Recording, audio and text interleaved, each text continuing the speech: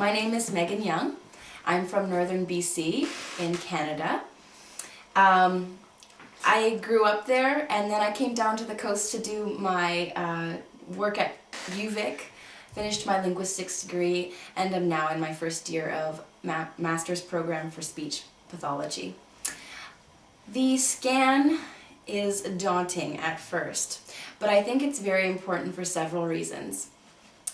One is that it takes an approach that is very integrative of all of the linguistic aspects that you've learned and applies them in a way that's really real to language production.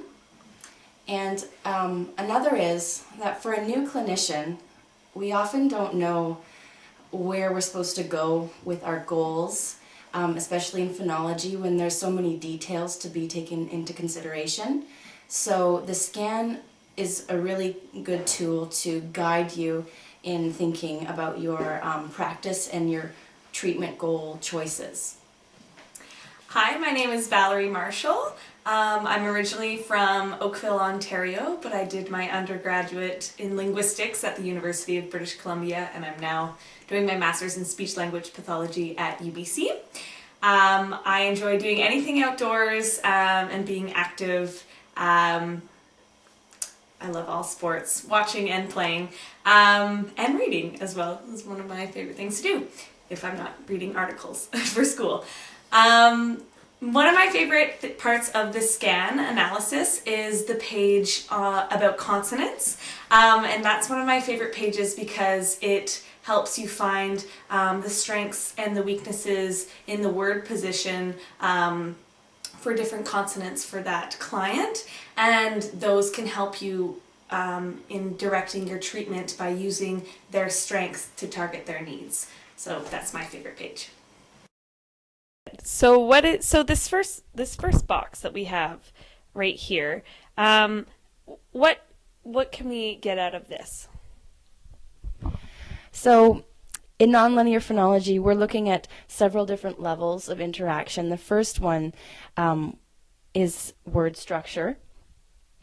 So you're going to basically take a look at the trends you see in terms of word structure and indicate whether it's a strength or a need for the client. So if you see that it's a strength, you can put a tick here. So that's a deletion strength, which means there aren't very many deletions. If you are taking a look through the data set and you see that there are a lot of deletions, you'll want to put a tick over here, which means that you're going to take a look at that a little bit deeper later. Hi, my name is Stephanie. I'm from Ontario, and I did my undergraduate at McMaster University in Cognitive Science of Language, and now I'm doing my master's in speech-language pathology at the University of British Columbia.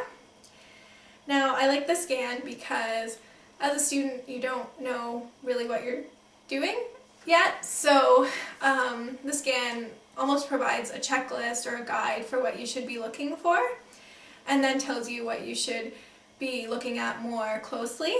So really it allows for a deeper analysis and really allows you to come up with a clearly defined plan that includes everything that might be relevant. Hi, I'm Stephanie McCarroll. I'm from Ontario, Canada. I did my undergraduate in speech and language sciences at Brock University, and I'm now doing my master's in speech language pathology at University of British Columbia. I like to travel and read and hang out and do basically everything.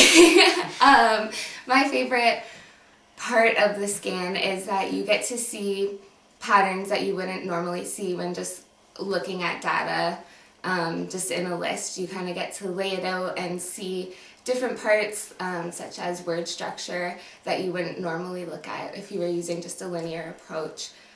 So this kind of takes into account all the different components of phonology and lets you narrow in on what is the need for your client. Hi, my name's Jeff Rowell. I'm from Vancouver, born and raised. I did my undergrad in linguistics at Simon Fraser University, and I'm currently doing my master's at University of British Columbia. Some of my interests are music. I'm a musician and a singer, and I love getting out and participating in the community.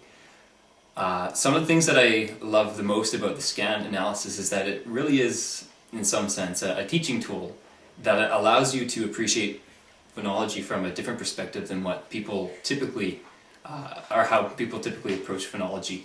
Understanding it from a non-linear perspective, interaction between different levels of languages, really helps you to start seeing things from a different perspective and targeting goals that one might not have realized were available or necessary beforehand.